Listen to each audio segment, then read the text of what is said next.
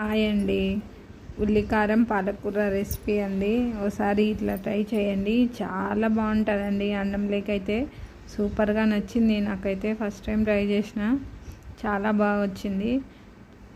ఎమ్మిగా ఉంది అన్నంలోకి అయితే. వేడి అన్నంలోకి తింటా ఉంటే.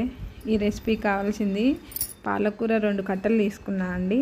బాగా శుభ్రం చేసుకొని కట్ చేసి పెట్టుకోవాలి, పక్కన పెట్టుకోవాలి. ఉల్లికారానికి ఎర్రగడ్డలు ఒక 3 అండి, వెల్లుల్లిపాయలు ఒక 10, జీలకర్ర, కొద్దిగా కారం మన కారాన్ని తగ్గట్టుగా వేసుకోవాలి, కరివేపాకు మిక్సీకి వేసుకోవాలండి. ఉప్పు వేసుకొని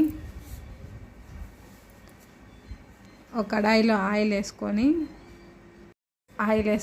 తర్వాత గింజలు ఉంటాయి కదండి, ఆవాలు, జీలకర్ర, మినప్పప్పు, కొద్దిగా శనగపప్పు ఎండుమిర్చి ఒక 3-4 వేసుకున్న తుంచుకొని వేయించుకోవాలండి.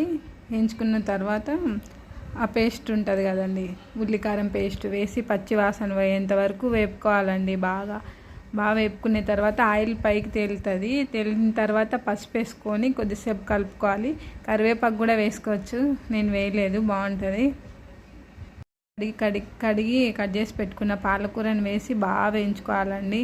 ఇది కూడా ఒక 10 మినిట్స్ అనుకోండి. బాగా వేపుకున్న తర్వాత రెడీ అయిపోతుందండి.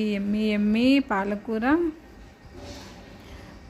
ఉల్లికారం అండి. టేస్ట్ అయితే అదిరిపోతుందండి. ఒకసారి ఇలా ట్రై చేసి చూడండి, చాలా బాగుంది. నచ్చితే ఒక లైక్ చేయండి, సబ్స్క్రైబ్